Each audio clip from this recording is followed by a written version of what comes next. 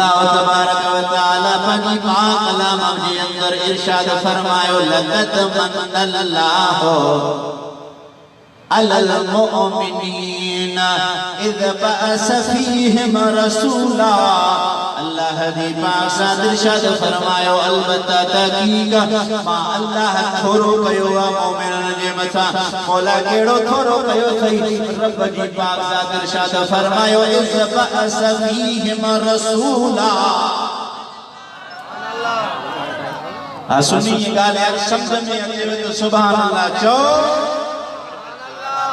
यो echo sound वारो दिसे त हे बि जागन था मां बि जागन। अदे जो तवज्जो बि सजो इको में हुजे। रब फरमायो लक़द मन्नल्लाहु अलल मुमिनीन इज़ बअस फीहिम रसूल। मां अल्लाह थोरो कयो आ मोमिनन जे मथा जो मुस्तफा मदीने जो ताजदार दई छजो।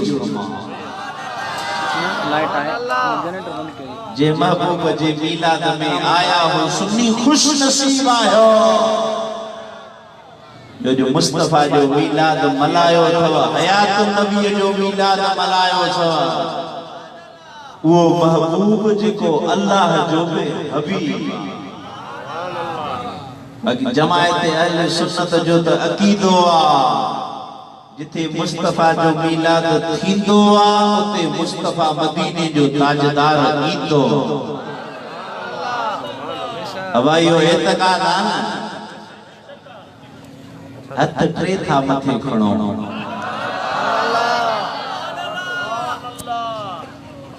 सुना है आप हर आशिक के घर तशरीफ लाते हैं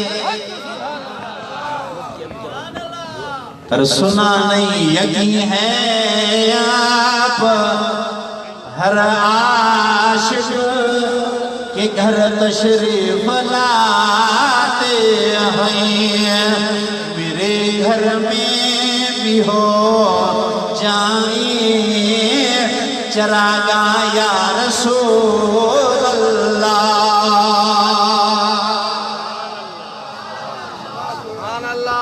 जिते मुस्तफा जो मिलाद थींदो आहे सुन्नी जेको जो शोक सां महबूब जो मिलाद कंदो।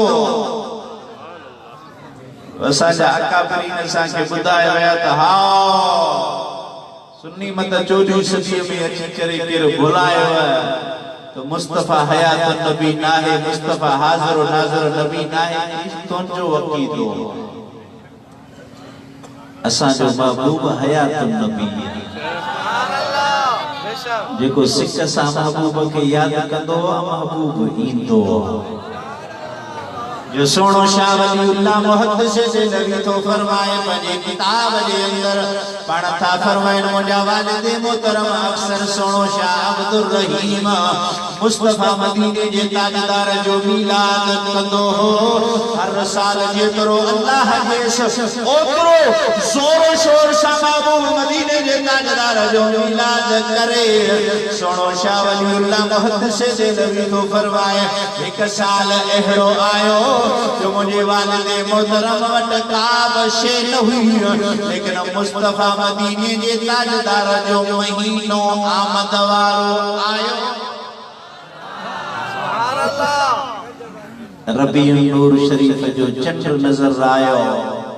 सुनो शाह वलीउल्लाह मुहद्दिस देलवी तो लिखे तो मुझे वालिद मोहतरम सोना शाह अब्दुल रहीम जेको हर साल रबीउल नूर शरीफ में महबूब जो मिलाद कन ज़ोक़ मोहब्बत सा देगू लहराए उलमा घुराए आखिर में पाण में खिताब कन ऐ खिताब करे जमायत खे नंगर कराए।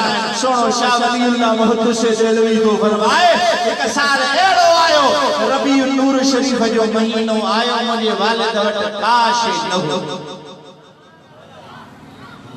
जीअं न महबूब जो चंड महीने जो ॾिठो। सोनो शाह अब्दुल रहीम सोचे तो पयो त यार हर साल महबूब मदीने जे ताजदार जो मिलाद कंदो हुस, जोर शोर सां कंदो हुस।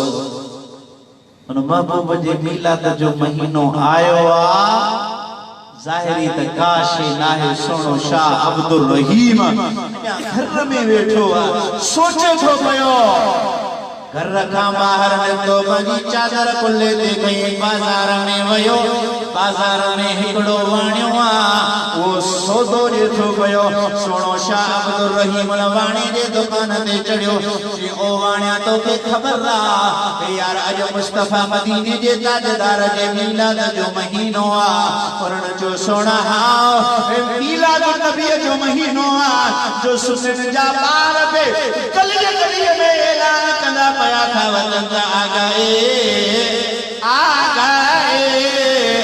मुस्तफा आ गए अरे आ गए